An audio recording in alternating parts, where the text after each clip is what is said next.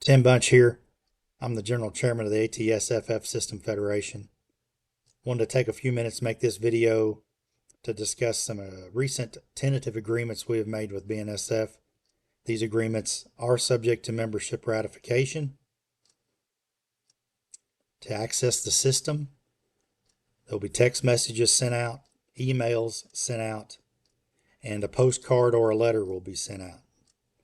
Please respond to the text, the email, or the letter with the QR code, letter or postcard with a QR code in response to make your vote. Your voice matters and it counts. To get started, some changes to relief, travel time and mileage payments, whether it's Rule 19 on the north or Rule 10 on the south. The changes to the relief, if it's an internal gang relief, no travel time and mileage. If it's a mobile gang, it would continue to pay the WTA. That's internal relief again.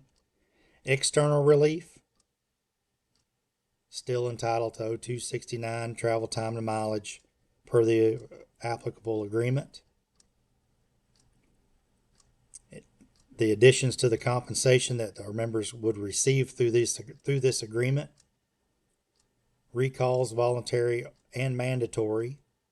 Any recall would be entitled to 0269 from their residence to the work location on the first trip, and then at the end of the recall, whether it's voluntary or mandatory, at the end of the recall they would be entitled to travel time and mileage from the work site back to the residence. Also, in addition, force assignments. Any force assignment is going to pay one trip from residence to the work location, and at the end of the assignment, one trip from the work location back to the residence. In addition, we've tried to secure some expense compensation for bumping relief.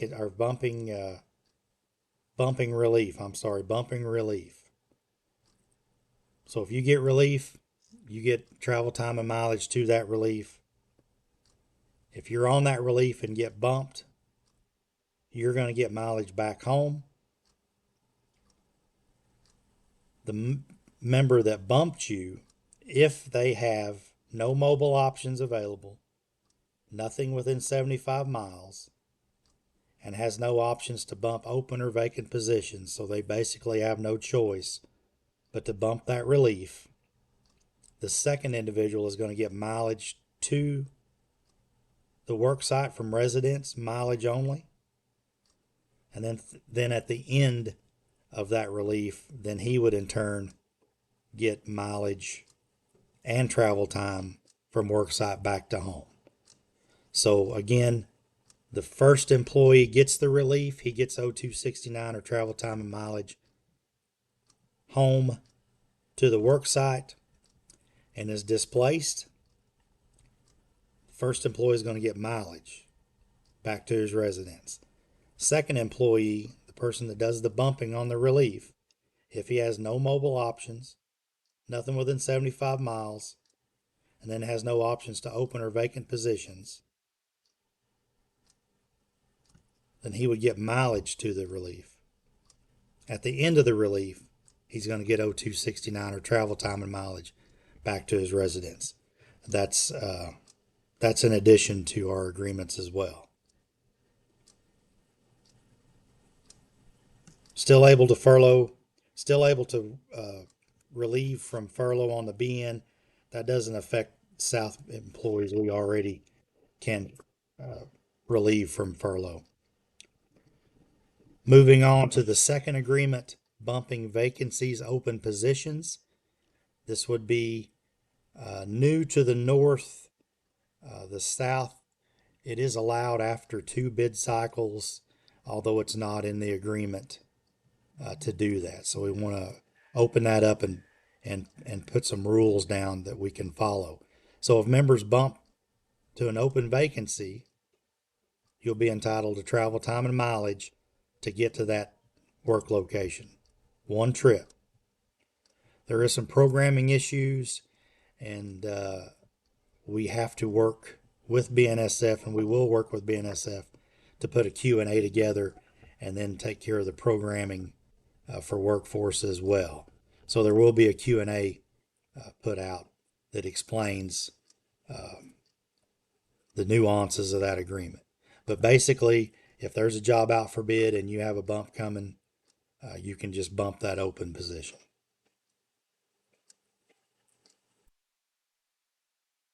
Weekend travel allowance, any means, WTA, any means. So you're able to travel any way you choose and claim WTA weekend travel allowance with a receipt. The receipt stays. So if you want to fly, you would be able to fly. Currently, the agreement requires you to take a road, and we're basically removing that requirement that you take a road. Now, part of that also is the removal of the provision for the third weekend fly home. But yet, if you've used it since 1/1 of 23 until now, you would be grandfathered for your career and you'd still be eligible for the weekend or for the third week fly home. So again, the WTA, any means that you can, however you choose to travel, you can travel any way you want. Go home, get the receipt, get back however you want, and they will pay the weekend travel allowance. Again, grandfathered employees on the third week fly home, 1/1 of 23 until today. Pardon me. The fourth one, WTA lodging. If claiming weekend travel allowance, you have to check out a minimum of one rest day. If you choose to stay and you're not going to claim WTA, you're still entitled to 7-day lodging. I should say that another way. If you're not claiming WTA and you want to keep your room, then you're entitled to do that.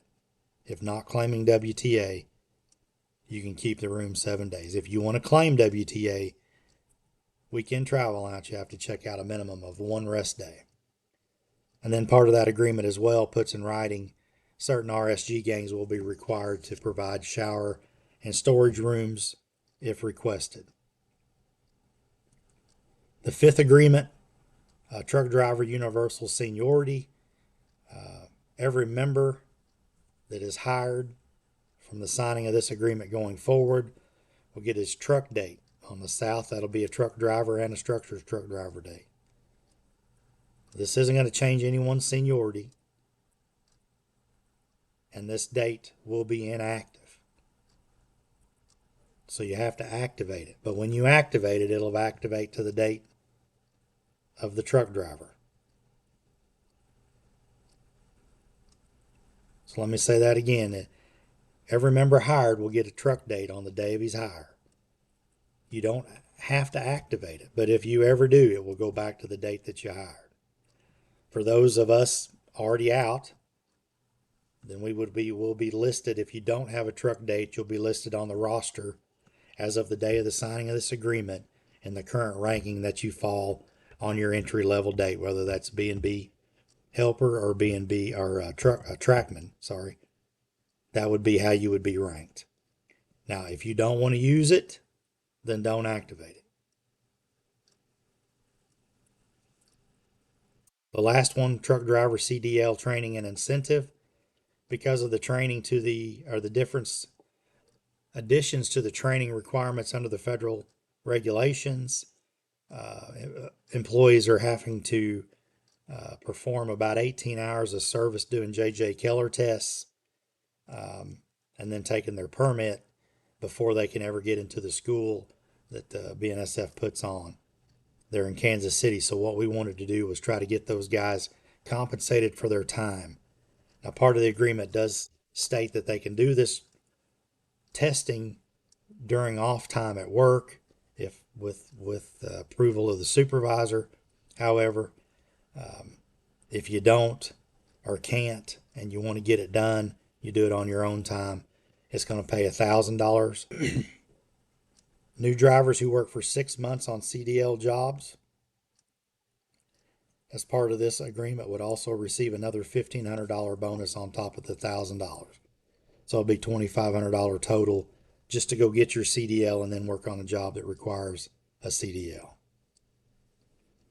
Part of the agreements as well is that we've got a settlement on claims and cut letters for members back to 1/1 of 25. So any cut letter between January 1st and now will be overturned. That money will be returned to the members. This is a package deal. One vote will be for all. A vote no would be a vote against all.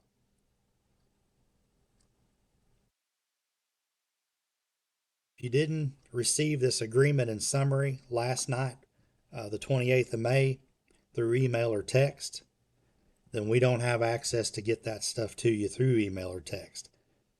Please call an officer and consider giving us that access. It's important that we have the ability to be in communication with you, with all of you. I would love to have an email address at least for every member in this federation. Your voice is important. It's very important that we continue writing claims and working claims. It's very important that we police the agreement and hold BNSF to the letters of the agreement. Ongoing or moving forward, we're working on agreements.